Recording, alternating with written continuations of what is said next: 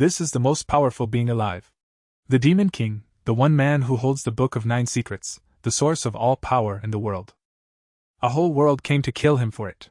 He laughed in their faces and cut every last one of them down, until a blade went in from behind, held by the disciple he'd raised like a son. So he chose how he'd fall, and took all his power to the grave in a single blast. But for a man like him, death was never the end. The Demon King woke up again, trapped inside the body of a powerless servant boy, chained by a curse to a noblewoman he can't abandon. And one promise still left to keep. I am the Demon King! A god crammed into a nobody's body, clawing his way back to the throne, and a whole world that has no idea he's already back. But let's not get ahead of ourselves. Before the throne, before the comeback, there was a fall, and it starts on the night the most powerful man alive trusted the one person he never should have. Let's go back to the beginning. Long before any of this, one being stood above every living thing in the world, the Demon King. And when he finally died, he left his entire power behind, sealed inside one legendary tome, the Book of 9 Secrets. Master it, and the whole world fits in the palm of your hand. So of course, everyone wants it. And right now, that book belongs to one man, which makes him the single most hunted target in existence. Every martial master alive is coming for his head. Meet the man holding it. Shui Yifan, the world's reigning Demon King. His people are panicking. His mountain troop, an entire army, has just been wiped out. His trusted disciple, Zhao Qing, kneels before him, terrified. The 7 emperors are coming. Remember that face. It matters later. But the Demon King doesn't even flinch. 7 emperors? Beneath him. He calls an entire sky full of enemies, insects, and strolls out to meet them. They scream at him to hand over the Book of 9 Secrets. His answer is a raised claw and a grin. He's coming. And then he carves through them. Blade after blade, body after body, dropping enemies out of the storm like rain. They swear they'll never let him escape. He just laughs. Finally, you're all here. Because even the elite 7 emperors, together, aren't enough to touch him. Then their strongest steps forward. An elder of the Holy Land, and its greatest champion, who tells him the truth. That book was never his. It belongs to the Holy Land, and Zhui Yifan is now the enemy of the entire world. Even his own disciple warns him this one is different, the strongest the Holy Land has. The Demon King's response? Fine. He'll play the villain. And he'll destroy every last one of them anyway. And that's the exact second a blade punches through him from behind. Not from the army in front of him. From behind. And when he turns to see who? It's Zhao Qing. The disciple he raised from a child. The one he trusted completely. And the reason? Petty jealousy. He was tired of his master keeping the Book of 9 Secrets to himself, tired of being locked out of that power. Betrayed. For that. The knife goes in a second time, and the Demon King, bleeding out midair, just calls him what he is, small, frightened, a man who could never trust anyone. He plummets through the storm, his own disciple laughing above him. But if he's going to die, he decides no one gets the prize. He'll take the Book of 9 Secrets to the grave, burning it with his own body. Zhao Qing realizes it a heartbeat too late. Self-destruct. The Demon King blows himself apart in a blast that swallows the sky. And out of that explosion, one thread of light survives. His soul. Streaking down through the night, toward a forest full of the dead. Servants. Guards. A whole massacre, cut down and left in the grass. His soul pours into one of them, a dying servant boy. And those eyes snap open sharp, awake, alive. The most powerful being who ever lived, wakes up staring at a stranger's weak, bloodied hands. Reborn. In the body of a nobody named Zhuafan. And he's not alone out here. Something in the dark has already noticed him. 2 monstrous wolves come screaming out of the tree-line. Picture it, the Supreme Demon King, terror of the whole world, and his big comeback battle is against a couple of angry forest dogs. He doesn't even move. He just glares them down and tells them, in so many words, to get lost, and the beasts scatter. The body is weak. The presence is still a god's. Then he finds a wounded man who knows this body, begging Zhuafan to save him. The Demon King feels his cultivation, and sees an opportunity instead. The man realizes too late that this isn't the boy he knew. Who are you? And he gets the answer that should terrify the whole world. I am the Demon King. Shui Yifan. Then he uses a forbidden art from the Book of 9 Secrets, Drain Touch, and takes the man's power for himself. This is how he claws back. Drain Touch steals a soul's strength outright, and through the night he sits and absorbs it, lightning and fire spiraling around him. By morning, he's testing the new power. A single blow shatters solid rock. He grins. It's working. And he makes a promise to the man who killed him. Zhao Qing, wait for me. His body's climbed from nothing all the way to the 5th layer already, and he tears off through the trees, headed for the Holy Land and his revenge. The road home is long. But before he gets far, something below the trees catches his eye, an armed group, marching prisoners through the forest. A blade is held to a noblewoman's head. Her family's own guardians and steward, Pang Tongling and Sun Guanjia, have turned traitor, hunting a treasure, the Luo family's secret martial arts manual. She won't give it up, not even to save her life. Beside her, a furious young boy swears he'll kill every traitor there. The Demon King watches, cold. Not his problem. This, Luo family, means nothing to him, and yet something in this borrowed chest pulls at the name. He shrugs it off. Time to leave. Except his body moves on its own. He drops out of the trees and blasts one of them off his feet, and the man barely has time to gasp what just happened.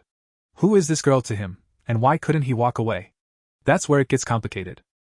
It starts with his heart. A god who conquered the world, suddenly dropped to his knees by a pain he can't fight and can't explain. He collapses in the rain, wondering if the training broke him, if this weak body is just trash. But look who's above him in the dark, watching, one tear falling, Lady Luo. He checks himself over. Heart, meridians, breathing, all perfectly normal. There's nothing physically wrong with him. So what is this? And then he notices something. Here's the horrifying part. The pain vanished the instant he looked at Lady Luo's face. And the moment he thinks about leaving her, it comes roaring back, unbearable. That's when he understands what's been done to him. It's called the magic of the heart, a heart binding. Whoever carries it can't move freely against the one they're bound to. And if that bond is ever broken, they die. And to understand the bond, you have to understand the boy whose body he's wearing. Years ago, a small orphan was taken in by the Luo family and raised as one of their own, trained for a single purpose, to become Lady Luo's guardian. He swore he'd grow strong enough to protect them all. He failed. Bandits stormed the estate. Lady Luo's parents were slaughtered, and a young Lady Luo screamed over his broken, bleeding body, begging him to hold on. He never forgave himself for being that weak. So he made a bargain, trading everything for the power to protect her, a pact that would bind his very fate to another for the rest of his life, a pact that reached out to the Demon King of the Holy Land. That is the chain around his heart. And now the Demon King is the one wearing it. He tests the new body against a cliff, and shatters it. But there's no time. Through the trees, armed men are closing in from two sides. A brute and a blue-robed schemer are hunting through the woods. Nearby, Lady Luo prays help comes in time. It does, just not the help anyone expected. Xuefan steps out and says something that stuns everyone, just give the attackers what they want. He tells Lady Luo he won't watch her die, losing her would cost the Luo family too much. She can't believe it. Xuefan? Here's the math he's running. The weakest bandit here is at the 6th layer. He coldly sizes up his own strength, and knows exactly what this is, a fight to the death. Her own people call him a coward and want him punished. The enemy steward, Sun Guanjia, sneers that she'd still beg for a mere slave. And Lady Luo, furious with him one breath ago, begs Sun to let Xuefan go. Sun's answer, kill the slave first. Do it now. The brute charging him is a 7th layer fighter, a level above anything Xuefan should survive. The fist comes down. You're dead! And the servant smiles. Because inside that weak body is a man who's killed things far worse than this. He plants his foot, and moves. One chance, one strike. He slips inside the attack, and steel flashes. A line of blood opens across his own face, but he lands it. A blade of raw energy tears across the clearing. The 7th layer brute reels back in disbelief. This came from a servant? Every eye in the forest snaps to him. He makes his choice for real now. He scoops up Lady Luo and the young boy and runs, 2 lives on his shoulders, while Sun's men find their fallen comrade and give chase. The Luo family's loyal retainers throw themselves in the way to buy him time. And behind them all, Sun Guanjia burns with rage, swearing that the brat, who wrecked his plan, will die screaming. The Demon King came back for a throne and a war of revenge. Instead he's sprinting through the woods with a noblewoman he can't abandon and a bounty on his head, chained to the one heart that can still kill him. On the run, cornered, Xuefan finally stops running. If Sun Guanjia's bandits want the Luo family's manual, he decides, then they can come and die for it. Not that his new company makes it easy. The young Luo heir still treats him like the servant he's wearing, barking orders at the most powerful being who ever lived. Zhuofan doesn't argue. He picks the ground instead, the fog-drowned forest on the west face of Black Wind Mountain, terrain even the bandits don't know. Then he starts to build. Lady Luo asks why he'd stake his life for people who mean nothing to him. His answer is cold and simple: her life is valuable. So they end this here, Sun Guanjia and every bandit with him. He asks for a single spirit stone. The Luo family's last hope rides on the lady, and he intends to spend that stone turning this whole forest into a weapon. Overnight he carves a spirit array into the land. By dawn the fog that hid them simply vanishes on his command. The Luo survivors are stunned. A slave just laid down a master grave formation like it was nothing. Zhuofan, what did you do? He barely looks up. Calm down, he tells them. He's set the trap. Now they just wait for the enemy to walk in and die. And they come. Pang Tongling marches them in at sword point, hating every step, until a lookout freezes. Sun Guanjia, there's someone sitting under that tree. One flick of a red claw and their strongest man is torn apart. Zhuofan doesn't even rise. He just smiles up at an army of killers. Hello everyone. I've been waiting a long time. The hunters walked into the hunt. And the boy under the tree is the last thing several of them will ever see. With his strongest man dead, Sun Guanjia changes his tune fast. Suddenly he wants to talk. What kind of deal? Zhuofan doesn't even pretend to be noble about it. Trading their lives for a better one of his own, he says, is just common sense, so why would he choose to die for anyone? They strike a bargain. Zhuofan swears he's being honest. Sun Guanjia looks him dead in the eye and says the one smart thing he'll say all day. I don't trust you at all. Smart, and too late. He's already followed Zhuofan deep into the misty forest. Is this the place? Zhuofan turns calm as death. A place where you'll die. Sun Guanjia realizes he's been walked straight into the trap. He rages that no mere forest can hold him, and swears he'll kill the brat anyway. While the array closes on his enemies, Zhuofan pulls Lady Luo and the heir close. Do not move. Follow me. Stay focused. One wrong step and the trap takes them too. His hand hits the formation and the whole forest answers. Lady Luo can only stare, extraordinary power, from a boy who's supposed to be a servant. Inside the fog, Sun Guanjia's men start dying to something they can't even see. What kind of ghost is this? One by one, the trap eats them alive. Sun Guanjia drops last, broken in the dirt. Zhuofan doesn't gloat. He just tells him where he's going, and who to ask for when he gets there, the king of hell. The bandit boss who thought he'd cornered a slave is gone. And Lady Luo's little group is still breathing, because the servant she pities is something far worse than a servant. The slaughter leaves Zhuofan stronger. Absorbing the fight, he forces another breakthrough. His energy now runs 5 times what it did before. The servant's body is catching up to the god inside it. He checks the forest to be sure, not one of Sun Guanjia's men escaped the array. It's over. The Luo survivors are safe. And they think she saved them. Zhuofan lets Lady Luo take the credit. Better the world underestimate this slave a little longer. Her retainers swear loyalty. The house of Luo finally has hope again. So they set a destination, Feng City, and the powerful Kai family. Lady Luo is promised to the Kai heir. With that marriage and that name behind her, House Luo could rise from the ashes. But someone is already watching. In a shadowed hall, a young master learns Sun Guanjia failed, and that the Luo party is heading for Feng City. He only smiles. Keep monitoring them. An old friend, he promises, is already in Feng City, waiting for them. The trap in the forest was never the real one. The group travels on, half of them treating the trip like a holiday. To Zhuofan, this great Feng City is barely a step up from a village, and leaning on the Kai family for anything already annoys him. The young Luo heir won't quit either, puffing up about his future brother-in-law and warning this slave dog to show respect once they reach the Kai family, or else.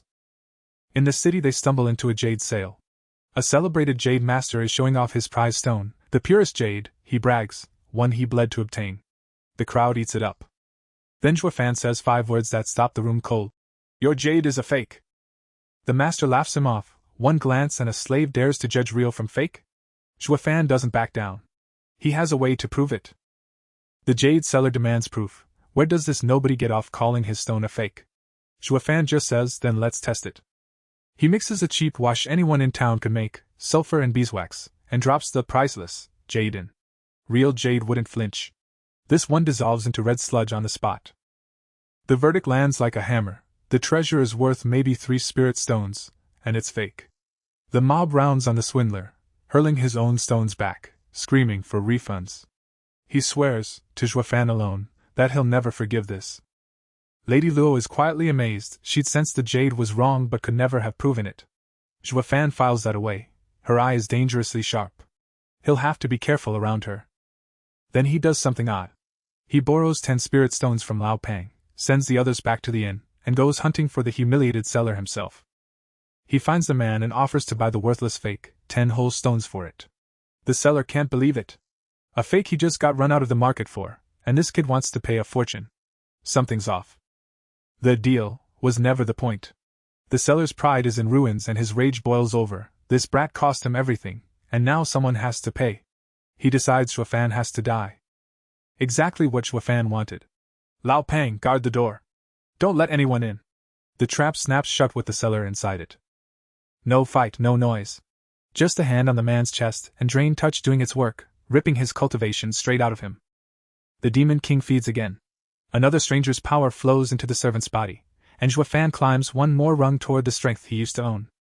The drained power feeds something darker, a forbidden art called the Bloody Baby, fed on fresh blood. Xuefan pours the stolen life into it, knowing full well that pushing it this far could cost him his own.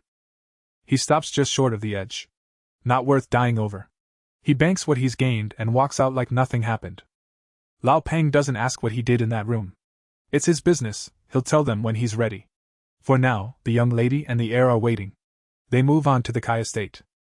And the welcome is ice cold.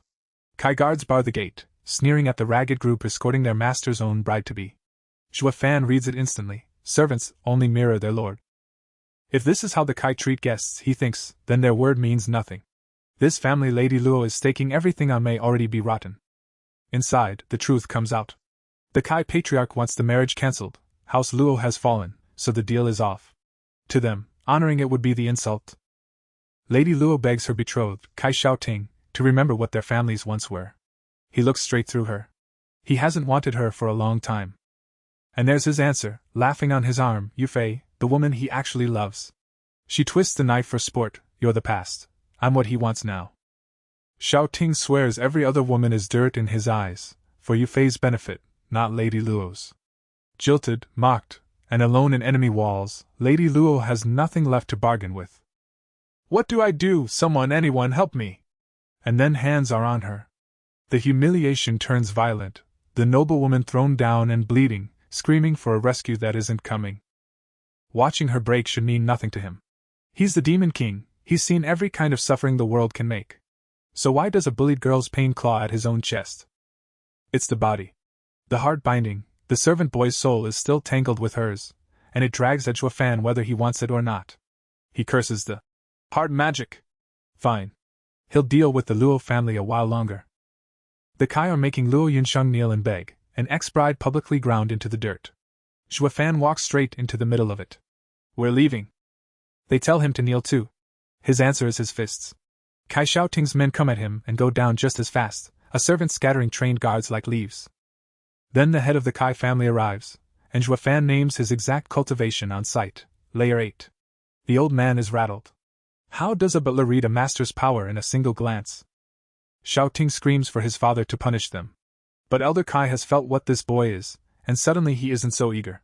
A Layer 8 in his courtyard is not a thing to provoke. Xuefan makes the terms simple. He steps to the Kai heir and lets the message land. Look at your son. I can end his life anytime I like. So be careful. The patriarch folds on the spot. Stop, I believe you.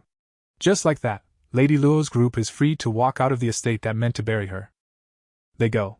But behind his smile, Elder Kai has already decided. He led a tiger back onto the mountain today. If Xuefan isn't put down soon, he'll be a threat to the whole Kai house, and the old man starts planning to erase him. Walking the city, Xuefan starts asking about power, the real kind.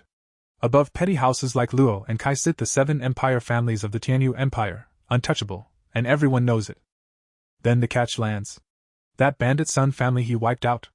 Tied by blood to one of those 7. Killing Sun Guanjiao may have poked something far bigger than a bandit. His companions don't flinch from him anymore. The retainers who once sneered now call his old slave dog a title of honor and beg him to save them one more time. So he picks a target, the Qianlong Pavilion, the #1 treasure house in the city, rich and strong and backed by real power. Tomorrow, they go there to do business. The place lives up to its name, even the gate guards radiate strength. One of the 7's outposts doesn't hire the weak. And it doesn't welcome ragged strangers. The guards block them, scoffing at the Luo family, name they've never heard, and tell them to crawl off before they get a lesson. Then a young woman steps in, Miss Long of the pavilion herself. Sharp-eyed and unbothered by her own men's snobbery, she waves the group inside and offers to see what they've come to sell. Behind them the guards mutter, "No way the young miss has a poor friend like that, it's a fluke, and if the goods don't measure up, they'll throw the arrogant boy out themselves." But Miss Long isn't laughing. She studies what Zhuo Fan drew up overnight, and Zhuo Fan reads her right back, not cunning, but very clever. This negotiation is going to be a real one. She names a number, 100,000 spirit stones. The room gasps at the sum. Zhuo Fan doesn't blink, it's an insult. He turns it down flat. Miss Long waves the thing off, it's just a hand-drawn first-level formation array, she says, this isn't a jade stall. 100,000 is generous. Zhuo Fan laughs in her face, so she bumps it to 300,000. Still not sincere, he tells her. He knows exactly what he drew. She's lowballing a treasure and calling it charity. She holds her line, a first-level formation is worth 300,000, no more, trust the pavilion's good name. Zhuo Fan hears it for what it is. She's not appraising him. She's threatening him. So he goes over her head. Then bring me the master of Qianlong Pavilion. The room stiffens, but she goes to fetch him. The old master arrives, amused that a mere butler doubts his prized appraiser. He decides to settle it himself, one glance at the paper from an eye that's seen everything. And the old man freezes. This is no first-level scribble. He never expected a fallen house like Luo to be holding something like this. His offer jumps in a heartbeat, 1.8 million spirit stones. Too low. The whole hall reels. Nearly 2 million, and the servant boy turns it down without a flicker. Master Jiao admits it, 1.8 million is the most he can lay out today. Zhuo Fan just names the real number, this formation is worth 10 million, and pretending otherwise shames the pavilion's name. The old man caves to the truth in front of him. Fine, the formation is worth 10 million. Pay 1 million now, the rest on the pavilion's credit until the debt clears. Xiao Nui, pay them 1 million. A servant walked in with a scrap of paper, and walks out a millionaire. Payday doesn't last. Someone's waiting at the Luo residence, and Zhuo Fan is the only one not nervous, because he's been expecting them. Get the Luo family out here. It's the price of the Kai courtyard. Yufei's people came back with muscle, swearing to wipe out House Luo for yesterday's humiliation, and they want the butler, most of all. Their muscle is real, a disciple of Yuming Valley, a sect chained to the 7 empire families. Hand over Zhuo Fan, she says, and no one else gets hurt. That's when the pieces click, the Sun family he butchered was tied to these same powers. That's why even Elder Kai bowed to this girl. The Sun name reaches all the way up to the 7. Killing a bandit has pulled an empire sect down on their heads. She attacks with chi pressure 6 times a normal cultivators, enough to flatten anyone here. Zhuo Fan slides out of it like it's nothing. You could dodge that? Worse for her, he's enjoying it. The retainers can only stare at a servant toying with an empire sect's disciple. Who is this boy? Her cousin was crippled by him. Uncle Kai roamed too. She realizes, too late, that she's the one in trouble, and a horrible suspicion forms, could he be a demon cultivator? Before she can run with the answer, Zhuo Fan seals her chi flow shut. Every art she's ever learned, locked away in an instant. Hurry, kill him! Her side screams, but she can't even lift a hand. Then he drops her with a plain martial strike, no cultivation needed. How can you use martial arts? She gasps. She never gets the answer. His people cheer another impossible win. But Zhuo Fan isn't smiling now, because this disciple was only a messenger, and the 7 families she answers to are still out there. The Yuming disciple is bleeding and cornered, still snarling threats. Zhuo Fan just asks the obvious, wounded like that, does she really think she can beat him? Then he twists the knife. Her master never taught her how devil cultivation works, the seal he laid is fused to her chi. If she sits to meditate and heal, it kills her. There's no way out. She begs, then lunges anyway. It's over in a breath. Her cousin can only scream her name across the courtyard as she falls. And Zhuo Fan already knew help was coming. A protector arrives, quietly sent by Master Jiao of Qianlong Pavilion. Thank him for me, Zhuo Fan says, unsurprised. He'd counted on it. Because this is the real problem. A nobody from a fallen house just killed a disciple of one of the 7 empire families. Yuming Valley will not let that stand. Whoever they blame, blood follows. The safe move would be to disown the Luo family and wash their hands of it. A servant's mess shouldn't be anyone else's debt. But Master Jiao sees the deeper shape of it. Zhuofan foresaw all of this, the attack, the rescue, the blame, and moved everyone into place before the first blow landed. He planned it. Interesting. The old master murmurs. He'd written this boy off as too weak to matter. He won't make that mistake again. Zhuofan, meanwhile, dismisses the whole empire sect in 3 words. Too weak. One more enemy buried, one more power quietly circling. The Demon King walks back into the Luo residence like none of it touched him, already thinking 3 moves ahead. In secret, Zhuofan keeps feeding the bloody baby. His 50th victim drops, the art now kills a trained cultivator in a heartbeat. He's building a weapon aimed straight at the Kai. This is how he'll break them. Every stolen life makes the servant's body stronger, and the family that jilted Lady Luo has no idea what's coming for it. At Qianlong Pavilion, Master Jiao reads the board clearly. Zhuofan's killing has smeared the blame onto the Kai and Yuming Valley both, and now everyone knows the Luo family answers to Qianlong. Touch them, and you touch the pavilion. The Kai patriarch, Kai Rong, comes crawling for help. He's terrified. Zhuofan sank the bloody baby into his own son, and the boy's been coughing blood for days. Provoke that monster again, he fears, and his heir dies screaming.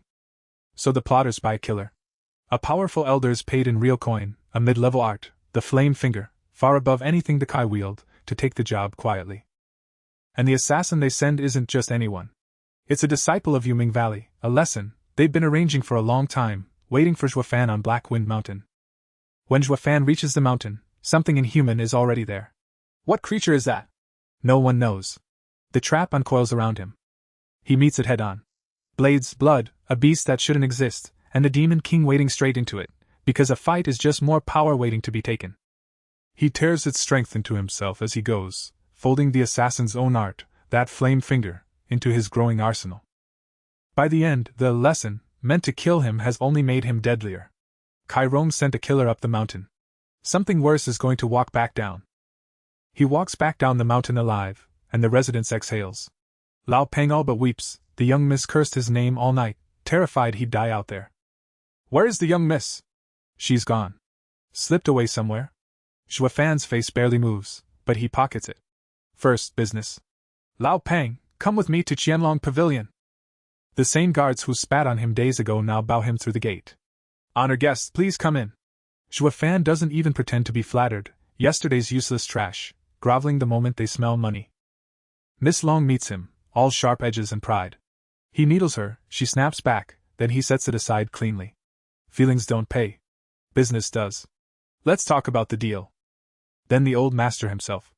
Master Jiao is rattled and doesn't hide it. He's lived almost 100 years, and this boy has been moving him around like a piece on a board. What do you want today? Simple, Zhuofan says. A new residence for the Luo family, somewhere safe. Can the great Qianlong Pavilion arrange that? The old man hesitates. Wait. Inside, Master Jiao is uneasy. A century of scheming, and he's sitting in the palm of a servant's hand. It is not a comfortable place to be. So Zhuofan sweetens it. He has information the kind Qianlong, for all its reach across the empire, doesn't have. A cat has its ways, a rat has its own. Let me hear it first, the old man says. So Zhuofan tells him, Yuming Valley is about to attack the Qianlong Pavilion. Master Jiao goes still. What? The deal lands them a real home at last, and talk turns to the future. Lao Peng, too humble to imagine leading anyone, waved off with a promise, your day will come. But not everyone's impressed. Miss Long sneers that a small house like Luo could never become great, and calls Zhuofan a frog in a well who has no idea how big the world really is. He lets it slide. Instead he turns to Lady Luo for one thing, permission to spend the family's spirit stones. Then he goes to work. Right there, he raises a level 3 Panlong defensive formation, an art everyone swears only Master Jiao himself can build. The courtyard lights up with power no servant should command. Who activated this array? Is it the old ghost? No, impossible, he's not even here. And when they compare it to Master Jiao's own work, the truth is worse, Zhuofan's is stronger. Zhuofan, what did you do? He answers like it's nothing. This is only level 3, not enough to truly protect the young miss. He recommends upgrading to the level 5 Jiutian Panlong array. It'll cost a mountain of spirit stones. Master Joe storms in demanding to know who set this array. The answer stops him cold: the Luo family's butler. A boy. Formation art takes lifetimes, and the old man himself only reaches level 3. How does someone this young surpass a master's life's work? He has to know. Bring him to me, Gio says. This old man wants to talk with him. And then the impossible courtesy: Master Gio calls him Brother Joa. The retainers gape. The old master only ever grants that word to people he genuinely respects. The frog in the well just made a century-old power bow his head. Miss Long's world, it turns out, was the small one. Master Gio makes a stunning offer: make Shuafan a great elder of Qianlong Pavilion. His own people balk, the boy's too young, too green. Gio doesn't care. Shuafan's first response is to tease Miss Long. Maybe she can fetch his tea and warm his bed. In your dreams! He grins. Kidding. He's got a home and a young miss. What else does he need? Gio takes the condition Shuafan sets, one that protects the Luo family, not himself, and declares him great elder on the spot. Then Shuafan stops him. I never agreed to become the great elder. The old man is floored. Is he being toyed with? The real reason surfaces. Miss Long called the Luo family frogs in a well. She trampled their pride. Shuafan won't take a title from a house that looked down on his. Gio rounds on her: never break someone's self-respect. No wonder he refused. And Gio sees what Shuafan is. A fifth-layer genius who builds formations that outclass a master's. With him, House Luo could become the first among secular families, even lead an alliance. Taking the elder seat would guarantee their safety forever. You're just dreaming. Someone scoffs. Shuafan's eyes go cold. If I can't dream, then I'll rely on heaven itself. With his demon technique, he swears, he'll defy the heavens and carve his own destiny, no one's shelter required. Back home, they can't understand it. He turned down a future most would kill for. Why? He doesn't explain. Big benefit or small, the choice is his, and no one is to interfere. His real answer is quieter, and far bigger: he will make the Luo family stronger than the Qianlong Pavilion itself. But something dark is stirring at the edge of Qianlong's territory. People are vanishing. And someone has dared to move against the pavilion no one dares touch. The missing people trace back to a plot. A purple-haired young woman and her crew are readying to strike the Qianlong Pavilion itself, backed by Yuming Valley and a shadowy figure they call Mr. Xiaozhai. Her own people are terrified. Attack one of the 7 empire families and they'll be hunted to extinction. She silences them. Everything proceeds as planned. Her reason isn't greed. Her adoptive father is dying, and she believes the Luo family's treasure can cure him. For the man who raised her, she'll risk anything, even the pavilion. She corners Shuafan for answers, swearing she means no harm. Then he introduces himself, the butler of the Luo family. Her face changes instantly. You're from the Luo? Then you die here. She unleashes a rare art, 9 heavy chi, lightning coiling around her. It would shatter anyone at her own stage. Shuafan just watches it come. Unfortunately, today you met me. One touch.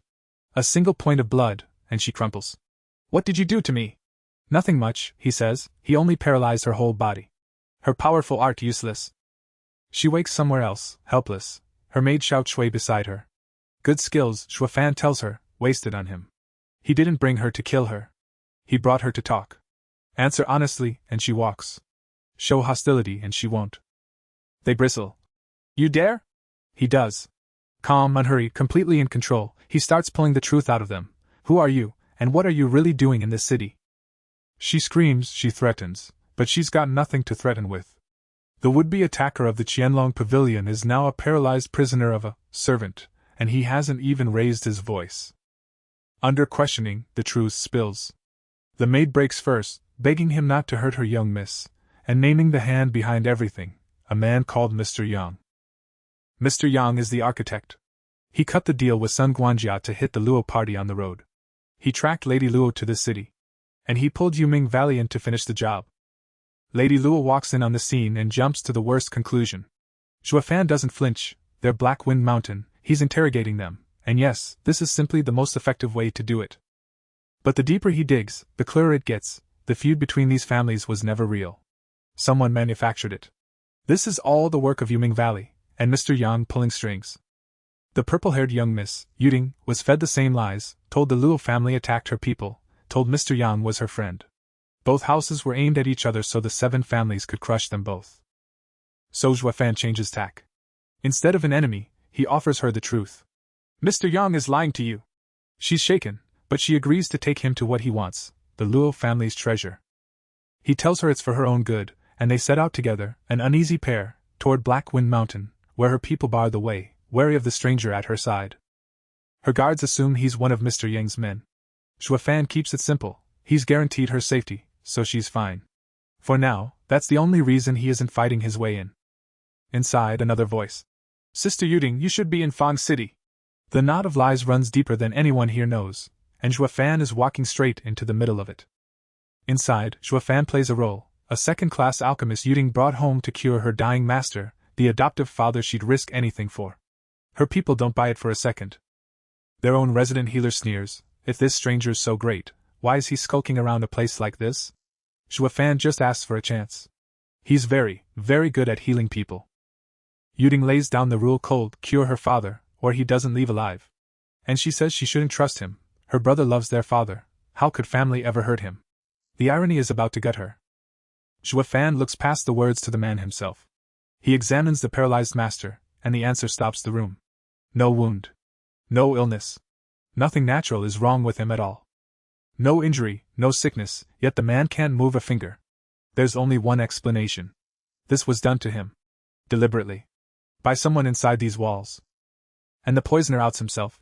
Yang Ming, the brother. Mr. Yang's man, laughs off the act the moment he's caught. He never cared about the old man. He was always here for his own goal. It lands on Yuding like a blade. The brother she defended crippled the father she was fighting to save. Every lie she believed was his. Yang Ming decides the witnesses have to go, the old alchemist first. But he forgot who Yuding really brought home. Xuefan moves, and the traitor's clean little plan comes apart in blood. By nightfall the truth is out and the knives are drawn. Yuding's family was rotted from the inside from Mr. Yang's scheme, and the alchemist she dragged up the mountain is the deadliest thing on it. Yang Ming springs his last trick, a mechanism room meant to seal them all inside to die. Xuefan reads it instantly. If you don't want to die, follow me. He walks them straight out. Then he turns to the paralyzed father. Old man, I can heal you, but you listen to me. The master's eyes flicker with hope he'd long given up. Can you really cure my father? Yuding panics. Xuefan, what are you doing? Curing him. And he does. The words she thought were a con turn out true, and the shame of how easily Yang Ming fooled her sinks in. He explains what Yang Ming really did. This was never illness. The reason he trapped them so fast was to hide the truth about the master's body. Xuefan draws it out, a live poison parasite, a goo worm, buried in the old man to freeze him. Stop, that's dangerous, let me! Someone shouts. I said stop. He pulls it clean. The father speaks for the first time in ages. Thank goodness, you can talk already. The thing that stole his body is now pinched between Xuefan's fingers. And Xuefan keeps it. The goo that crippled the master is a weapon now, and it's in his hand. Let's get out quickly, and bring your father. Outside, the price of Yang Ming's scheme is waiting. 100 of Yuding's people, slaughtered and left in the trees. Everyone is dead. The betrayal cost an entire household. Yuding can barely speak through it. Thank you for getting us out of that room. Xuefan says nothing. He's still weighing whether this alliance is a mistake. But one thing, at least, he's now certain of. 10 days on, the households come together, and Yuding's healed father freezes at a name. Yunshang? He knows Lady Luo. He knew her long before any of this. He's the man Yang Ming poisoned and puppet for years. And he's carried a guilt worse than the poison. He was a friend of Luo Xinren, Lady Luo's late father, and believes his own blindness helped destroy their house.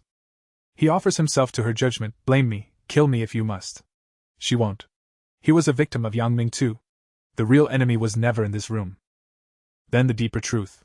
3 families, Luo, Lei, and Kai, were bound by an ancestral pact, live and die together, always. Yuding's father is the head of the Lei. Which means the Kai didn't just jilt a bride. They broke a blood oath generations old. Xuefan files it away, another debt the Kai will pay. Stay here and wait for me. He tells them, and slips out alone. He has somewhere to be. At the Qianlong Pavilion, Miss Long is waiting with folded arms. Where's he been these past days, vanishing off with 2 women? Her jealousy is louder than she means it to be. He ignores it. He's not here to banter. He goes straight to Master Jiu with a warning, and the old man cuts him off, say something useless, and there'll be no forgiveness this time. It isn't useless. The masters of Yuming Valley themselves are coming, and this time they mean to attack in force. If it's true, Master Gyo knows, it's a catastrophe. And it is true. Somewhere in the dark, purple eyes are already turned toward the city. The skirmishes are over. The real war is about to reach them. He meets the pavilion's other two elders, and surprisingly, treats them with real respect. He's just used to needling Master Gyo. These two he's meeting for the first time. Even they admit the crazy boy knows how to behave. They argue over his warning. Trust a servant about a Yuming Valley attack? But Zhuofan has called it before. Every time he warned them, he was right. Doubt him, and they've regretted it. You keep surprising us.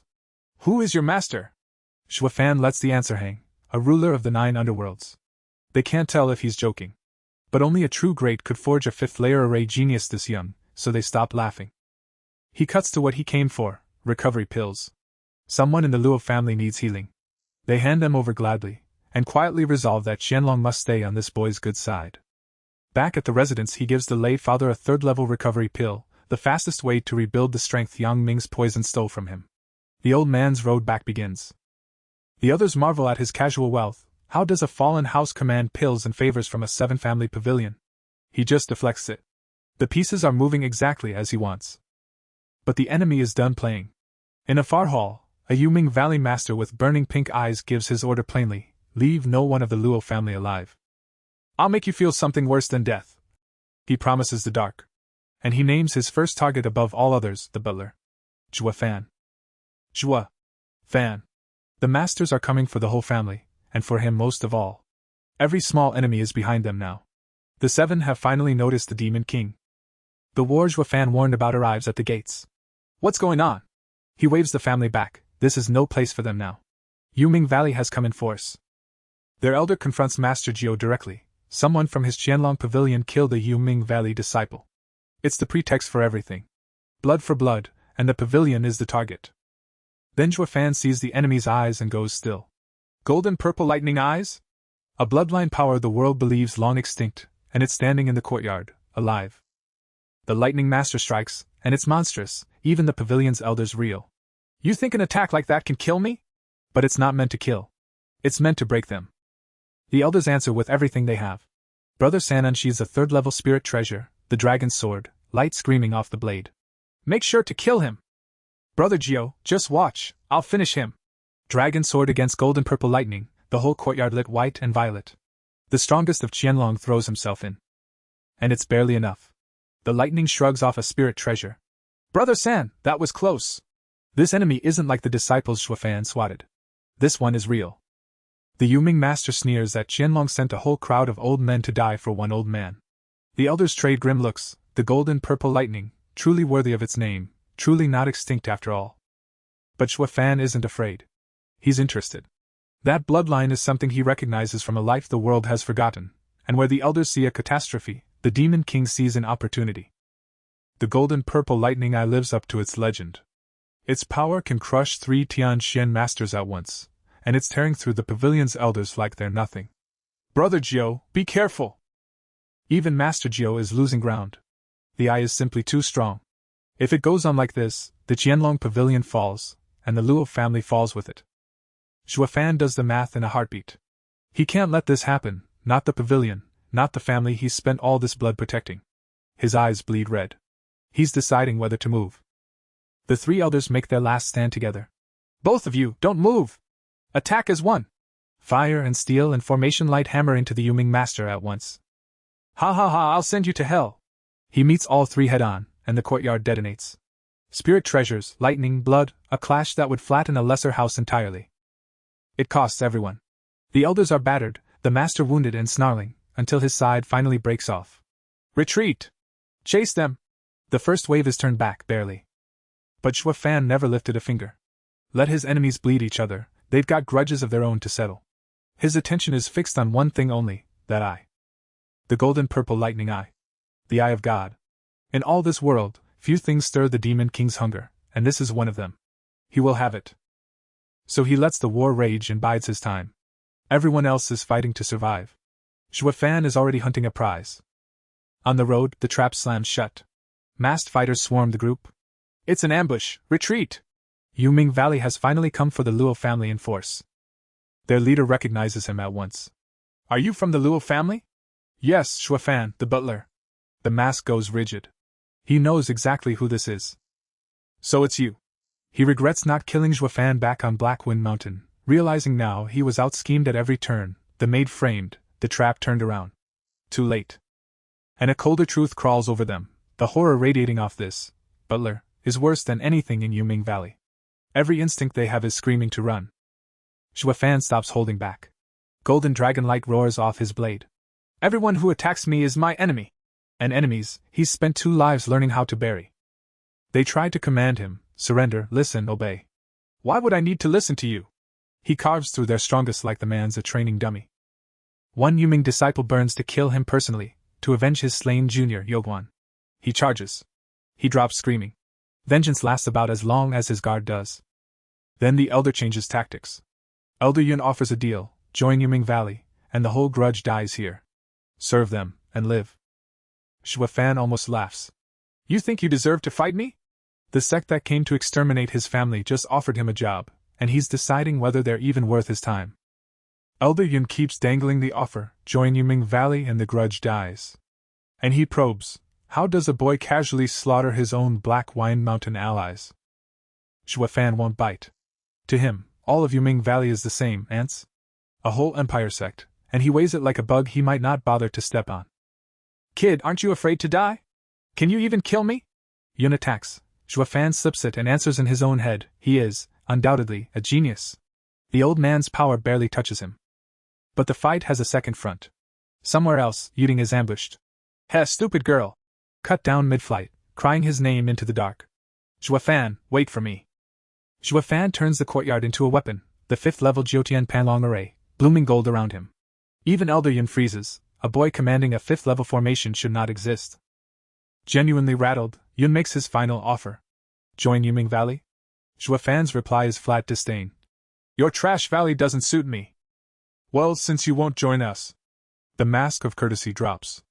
Yum comes to kill, and Shuafan answers with the golden dragon, the 2 of them tearing the sky between them open. The old man is done bargaining. Kid, even if you kneel and beg for forgiveness now, there will be none. He means to end Shuafan here. Shuafan doesn't kneel. He never has. 2 fronts, 1 furious elder, 1 wounded ally, and the demon king calculating exactly how all of it ends in his favor. Shuafan fights dirty on purpose, baiting Elder Yun into rage so the old man won't reach for his real weapon. It works. Yun sees that this brat won't even fight fairly. And that's the point. A demon cultivator is fierce and shameless, hesitate once and you die. No one wants to fight someone like him. In Yun's place, Shuafan admits he'd do the exact same. Pushed too far, Yun finally draws it, a level 3 treasure, the Moon River. You have good eyes. He sneers. You'll be the first at your stage to die under it. Shuafan's demon eye flares. The clash rips the field apart, and out of the smoke steps someone new. Who are you? The old lord of Black Wind Mountain. It's Yuding's father, the lay master. Not only healed of Yang Ming's poison but pushed clear into the Tian Yuan stage, thanks to Shuafan. Heard a luo, he growls, and you've shamed his house too. Yun laughs, he's already unraveled the array, and the old master's fresh power is still unstable.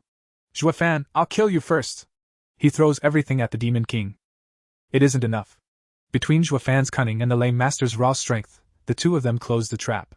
Light swallows the elder whole. I lose, to this little demon. An elder of Yuming Valley, a level 3 treasure in hand, undone by a servant boy he came to exterminate. Yun falls. Another of the Empire sect's finest gone. And the little demon is still standing, stronger than when the fight began, 1 more enemy's power soon to be his. Elder Yun is simply gone, not even a corpse left. And the lay master, newly restored, makes his vow over the wreckage, even if it costs his life, no one harms Yunshang or Young Yahai again. The Qianlong elders hurry back to report the impossible. A servant helped kill an elder of Yuming Valley. The balance of the whole region just shifted around 1 boy. Elsewhere, Yuding has her own score. She corners the traitor who framed and poisoned her father, determined to clear his name today, even alone, even if it kills her. He laughs her off. Can she even scratch him? And he lets the cruelest question hang between them, did he ever actually care for her at all? Hee. His silence is the answer. She throws herself at him anyway. It's hopeless, he outclasses her, batters her down, moves in for the kill. It's useless. Let me end you. Then a small red horror screams out of the dark, the bloody baby, Zhua Fan's own creature. It throws itself between them and saves her life. He sent it. Even far away, he was watching over her. Cornered now, the traitor switches to poison of a different kind, the beautiful moments they shared. Don't you love me? What's wrong with you? Manipulation to the last breath. But it's bigger than him. Elder Jane, how's the plan? There's a scheme still turning above all of this, and these two were only pieces in it. A stronger enemy steps in. Go back with me later, but before that, I want to kill this girl first. Yuding saved from one blade only to face a worse one. The old killer, Elder Jane, comes for Yuding and her spirit treasure. That power, he snarls, can never fall into an outsider's hands. Die, and it's his. He hammers her toward the edge. Then Zhua Fan's voice reaches her. Lei Yuding, listen to me. Find the old man's heart. Close your eyes and strike it with your thunderclap fingers. After that, you don't have to worry. She came here never expecting to walk out alive. So what does she have to lose? She trusts the demon with her life. Let's start. He doesn't expect her to attack first. His moon river should be untouchable, but she strikes blind, exactly where Zhua Fan told her, and drives the thunderclap into his heart. It's devastating. The old man who ate elders for breakfast folds around the wound, spitting blood. Terrible. One perfect strike, aimed by a hand that wasn't even in the fight. And it cost something. The bloody baby threw itself in to make the opening, and because the creature is bound to Zhua Fan's own life, he bleeds with it. He sacrificed a piece of himself to kill that old man through her. Zhua Fan, I'm sorry. He waves it off. If the bloody baby's hurt, so is he, that's all. She finally understands what she's been looking at. The bloody baby's very life was tied to this. He saved her. He was willing to sacrifice to do it. And she misjudged him from the very first moment. The girl who called the Luo family enemies now can't look at him the same way. The old villain is dead in the grass, the plan complete to the letter. Everyone else fought to survive tonight. Zhua Fan fought to a script only he could see. Yuding presses the dead man's storage ring on him, his share of the spoils. And she drops a key truth. Yuming Valley plotted 12 years for the three families' martial arts. There's a secret buried in them worth all that patience. But the ring's contents, spirit stones, spiritual martial arts, he calls trash. To an emperor like him, none of it appeals. I'm not interested. He'd genuinely throw a fortune in the dirt. Yuding nearly loses it. How is this man the Luo family's butler? Keep waving off treasures like that, she warns, and no matter how rich the house is, he'll ruin it. Then she makes him keep it anyway. They head back to the Qianlong pavilion, the wounded and the weary, while Yang Ming, the traitor, is still unaccounted for somewhere in the dark. At the pavilion, the elders are chewing over last night's massive explosion. Someone powerful died out there. So they go to question the small Luo family, sure such a weak house couldn't have seen much, but suspecting a hidden hand. Since when did the Luo family have a strong member? And then a new voice answers, a master none of them expected to be standing here at all. I am the master of Black Wind Mountain, Lei Yuntian. Yuding's father, healed and risen to the Tianyuan stage, greets the famous elders as an equal. It's the first crack in their picture. Then the name lands. Last night's attacker was Elder Yun Yuqing of Yuming Valley, a Tianyuan master. What? The elders can't process it. A Tianyuan master of Yuming Valley came here, and died here. Around a servant, and a fallen house. The powers of the region are starting to ask a very dangerous question. Who is Zhua Fan? The elders can't make it fit. Zhua Fan forced back Yun Yuqing, a Tianyuan master, with a cultivation level far beneath him. On this whole continent, no one can do that. They weren't underestimating him. They couldn't imagine him. A chi-gathering cultivator, killing a Tianyuan master until nothing was left? It breaks every rule they know. And if he's that strong, how did he even get hurt? He answers by opening his storage ring, and dropping a second corpse at their feet. Elder Jane, the one-armed killer. This one, who do you think killed him? The hall goes silent. Two Tianrealm enemies, both dead, both by his hand, produce like receipts. How can this be? Their entire sense of the pecking order just collapsed around one servant boy. Zhua Fan shrugs it off as luck. He just happened to meet a broken-armed old man. Master Jiao doesn't buy the modesty for a second. From now on, I'll treat you as my brother. And he means it. Any problem, any time, call on him. Then he gives the order, guard Brother Zhua, hundreds of them, stationed at his residence. The pavilion is all in on this boy now. The other elders mutter their own verdict. The kid's greatest talent isn't fighting, it's flattering old men into doing what he wants. They're not entirely wrong. Zhua Fan, drained and unbothered by any of it, ends the audience the only way he cares to. All of you get out! And just like that, the fallen Luo family has a 7-family pavilion at its back and a small army at its gate. Every move, exactly where the Demon King wanted it. Shuafan says he has a gift from Master Geo. The old man half scoffs. What could a fallen house give that's worth anything? An ancient formation? A 10 million scroll? But this gift, Shuafan promises, he'll like. It's the Demon Crow, the beast Elder Jane left ownerless when he died. Tame it, Shuafan says, and it'll take no time, a guardian and a pet in one. Master Geo is genuinely moved. So generous. In return, the old man opens up. He asks about the golden-purple lightning eye, then offers knowledge of his own. Do you know the 3 most dangerous places on this mainland? Shuafan leans in. Tell me. 3 forbidden places that appear at random, east today, west tomorrow, each summoning a tornado no one can outrun. Those it swallows never come back. Only the luckiest ever return. Their entrances were sealed by someone of immense cultivation. Without knowing the secret, you can't even find the door. They are graves that hide themselves. And Shuafan hears what Master Geo doesn't quite grasp. He's puzzled over losing the golden-purple lightning eye. The spell to awaken it in its early stage is gone from his memory, and can never be refined again. He needs another way. Because these death traps hold something priceless, the remnants of Master Emperor level legacies. Ancient power, sealed away. Exactly the kind of strength the Demon King used to own.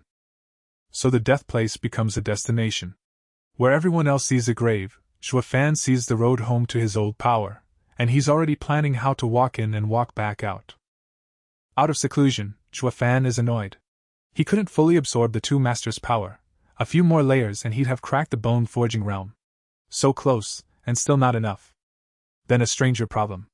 The maid took one look at him, and bolted. He's not a man-eating monster, is he? Am I really that scary now? It nags at him. He can read any enemy's intent in a fight, but he's never harmed loyal old Pang, so why does even he flinch? The great demon emperor, he decides, shouldn't be bothered by something this trivial. He is, a little. Then the reason he can't quite dismiss it. Lady Luo cooked for him, herself, 10 hours a day, every single day, waiting for him to come out of seclusion. Not bought. Made. For him. Every day? Something in the borrowed heart pulls again. He accepts the gift without his usual edge. Eat them while they're warm, they tell him, and for once, he does what he's told. But there's a catch. While he was away, 2 women in his house became fire and water, and both have brought him food. Housekeeper Joie, eat mine. He's not a rice tub, he protests. His stomach isn't that big. Too late. Eat mine first. No, eat mine first. Lady Luo and Lei Yuding squared off over a plate of dumplings, daring him to choose. The Demon King who buried Tianyuan masters and shrugs off Empire sex stands frozen, routed by a lunch fight. They were perfectly fine before he sealed himself away. How did his household turn into this in so short a time? No formation covers this. He came back for power and revenge, and got a home, 2 rivals, and a bowl going cold in his hands. He'll take the war over the dumplings any day. The lunch standoff forces a verdict. He tries Lei Yuding's first, 10 years of practice, and it's genuinely excellent. No one in Fenglin City cooks better. Then the other bowl. Lady Luo's. And the Demon King, who swallowed poison and worse, nearly folds, even poison, he thinks, tastes better than this. He forces down 1 bite for her sake. Young Yuhai piles on, his big sister can't even find the kitchen door. The whole house is warmer than it has any right to be, and for a moment the man out for revenge just lets it be. Then the story lifts to the top of the world. In the Tianyu Empire's imperial palace, 2 of the 7 families are summoned, Long Yifei of Qianlong Pavilion, and Yuan Shan of Yuming Valley. Before the emperor himself, they turn on each other. Yuming trespassed on Qianlong's territory. No, a Yuming disciple was killed in Fenglin City. Who really broke the 7 families' pact? Enough. The emperor cuts them both down. In this matter both are at fault. His verdict is absolute. Neither Yuming Valley nor Qianlong Pavilion sets foot in Fenglin City again. That is all. Go back. A feud that swallowed masters and disciples ended with a sentence. From now on he wants to hear nothing more of it. The pillars of the empire bow and withdraw. But the emperor isn't fooled by his own ruling. Yuming Valley didn't march on Fenglin over 1 dead disciple. They went because someone uncovered a secret order buried 1,000 years ago. The palace has eyes everywhere, and he's known this a long time. The bloodshed was never about a grudge, it's about a legacy the empire has guarded for a millennium. The same one Shuafan is already hunting. A new face rolls up to the pavilion, a fat young master, not much to look at, but sitting at the 7th layer of chi gathering with top experts for guards. Could he be 7 family stock? Oddly, he waits at the gate instead of walking in, so he's not Qianlong's. Zhuofan, only loosely tied to the pavilion himself, plays gatekeeper and lets the cheerful stranger through. The fatty's here for one person, Miss Long. I haven't seen you in days. Her reply is pure ice, seeing him just ruined an otherwise good day. Whoever this is, she can't stand him. He's big brother Tsong, and he's relentless. He proposed to her when they were 10. They're 20 now, 1,000 proposals over 10 years. Aren't you moved even a little? She finally gives him the truth she's spared him for years. He's always been kind to her, since childhood, but this little sister's heart already belongs to someone else. Who? He demands. And you can watch him do the math he doesn't want to finish, dreading the name, already half knowing it. Then it lands. The someone is the very man who strolls in and out of the Qianlong pavilion whenever he pleases. Zhuofan. So that's how you come and go here at will. Damn it! A decade of devotion undone by a servant who wandered in the gate an hour ago. Song's jealousy curdles into something sharper. The Demon King came to Fenglin City for power and revenge. Somehow he's collected a household, 2 rivals at the dinner table, and now a jilted suitor with 7 family backing. His enemies' list keeps growing in the strangest directions. There are 2 things a man can't forgive: his father killed, and his woman taken. Song has decided Zhuofan committed the second. He can't fathom how this nobody beat him in Miss Long's eyes. He won't leave, she's the future wife he means to marry. He came all this way just to see her. So he throws down the only answer his pride allows. Let's have a duel! I accept. But Zhuofan plays it careful. Song's guards are each stronger than him. If they join in, he's finished. So he needles Song's honor until the fatty commits to a true one-on-one, guards forbidden to move on pain of death. They pick a lonely spot, no witnesses, no interference. Song's men are warned, hurt their master here and not even the Qianlong pavilion could save them. The board is set exactly how Zhuofan wants it. And then Song surprises him. Aren't you afraid I've laid an ambush? Zhuofan asks. Song scoffs, he came alone. Used dirty tricks, and how could Sister Nui ever respect him? Even beaten fair, he'd still win. The fatty, it turns out, isn't so bad. So naturally, Zhuofan sneak attacks. No warning, no honor, straight to the point, because the Demon King fights to win, not to look good doing it. I thought you were an upright man! Song howls, and then, absurdly, comes around to admiring the sheer shamelessness of it. This brat skirts every line. He almost likes him. Song goes down. Miss Long just stares. Shameless! A rival crushed, a duel won. Her suitor somehow charmed in defeat. Everything, of course, exactly according to plan. Zhuofan collects another clean victory the only way that's ever mattered to him, by whatever means the moment requires. The real trick lands. Zhuofan slipped a filthy image of Miss Long into Tsong's own head, then watched him flinch at it. Now Tsong can't even blame him. He stained the goddess in his own mind. Done playing, Tsong finally goes serious. Golden flame roars around his fists, the town mountain fist, his true power. This father will start being serious now. The forest lights up. The onlookers hold their breath, but they respect Zhuofan. He's the only chi-gathering cultivator alive to have killed 2 Tianyuan experts. How could a fatty, however strong, be the one to end him? He reads Tsong's every thought a beat before it happens and puts him down. Then he twists the knife gently, a 7th layer going all out against the 5th layer and still losing. That's not a fair fight. That's mercy. He captured my thoughts instantly? Tsong concedes with more grace than his pride should allow. Zhuofan is truly worthy of the woman he loves. A rival beaten, and strangely, an ally half-made. But someone else was watching. The mood snaps cold.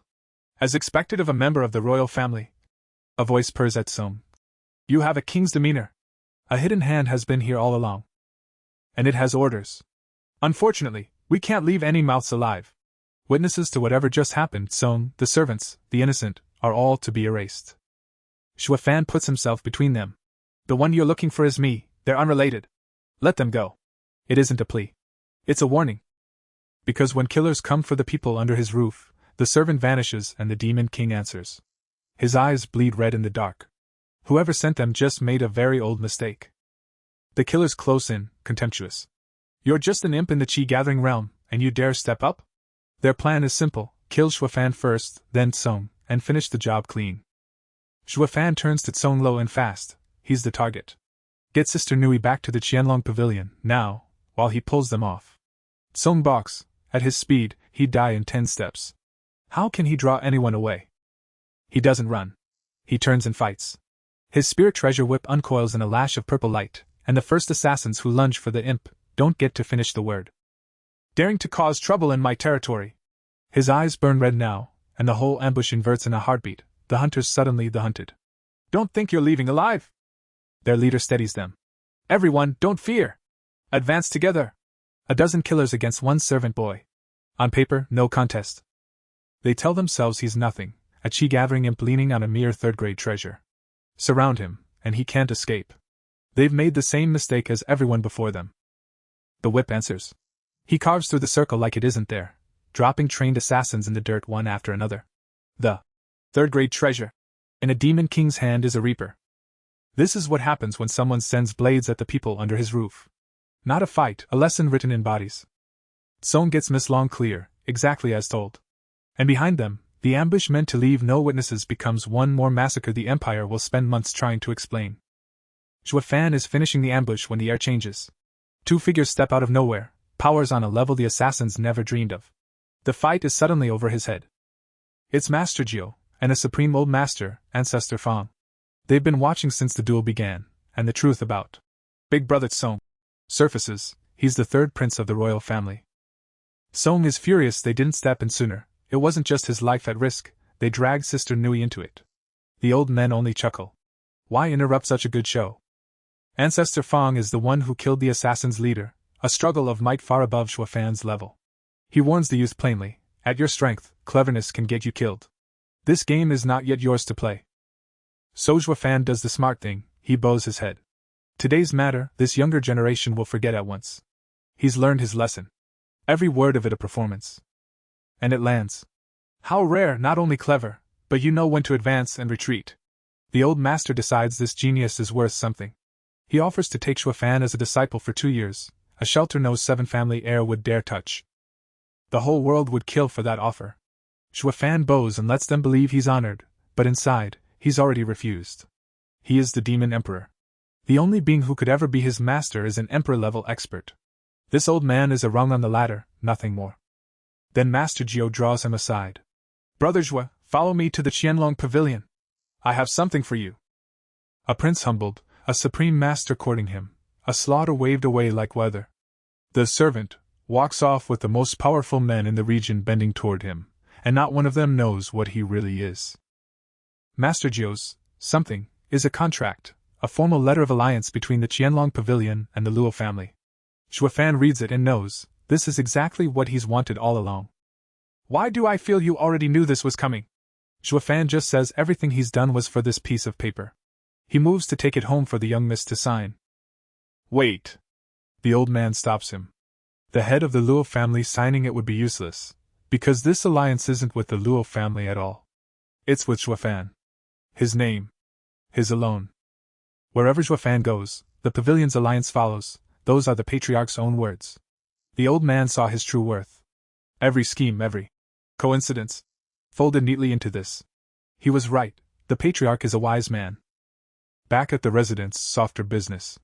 He asks for the young miss and finds her in the last place anyone expected, the kitchen. Lady Luo, chasing a talent she simply doesn't have, begging the house chef for advice. Even old Pang can barely choke down a bite. Is it really that hard to swallow? It is. The verdict is unanimous and unkind, the young miss cannot cook. Not even a little. And Zhua Fan eats it anyway. It's fine, I'm hungry right now. A small mercy, and a rare one, the man who wastes no gesture spending one just to spare her feelings. The chapter closes soft and charged, a quiet, blushing moment between the demon king and a young woman who can't quite look away from him. He came back for a throne and a war. He keeps ending up here instead, a contract in his sleeve, a warm house at his back, and a heart that isn't his refusing to let go. The soft moment breaks the instant old Pang appears. Brother Zhua! Whatever was about to happen, doesn't. Zhua Fan turns back to business without missing a beat. The truth of last night comes out quietly. The young miss fell ill, and rather than wake her, Zhua Fan simply guarded her the whole night through. The most feared being alive, standing watch over a sleeping girl until dawn. A guest is announced, and the household scrambles. And Zhua Fan finds himself genuinely baffled by one thing only, the strange, flustered young woman who can't seem to behave normally around him. Wars he understands. This, not so much. The visitor is an envoy, sent to convey his lord's respect to housekeeper Shua. He starts off arrogant, lecturing this nobody about knowing his place before an emperor. Then Shua Fan asks after his lord the fatty. The envoy nearly chokes. Those who dare call his master fatty number fewer than 10 in the entire empire. Who is this housekeeper? The rest lands like a hammer. Their lord, the third prince, came home yesterday and mentioned no injury at all.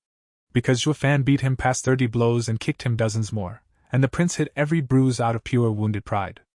A royal prince thrashed by a servant, pretending it never happened so no one would laugh. The envoy leaves knowing the truth the whole region is only starting to grasp. This man bows to no one.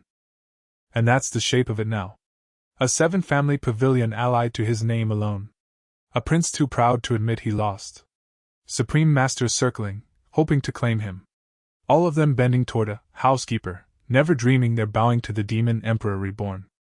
Betrayed and murdered at the peak of the world, Shui Yifan has clawed his way from a dying servant's body back to the edge of power, one stolen strength, one buried enemy, one impossible scheme at a time. The throne he lost is still out there.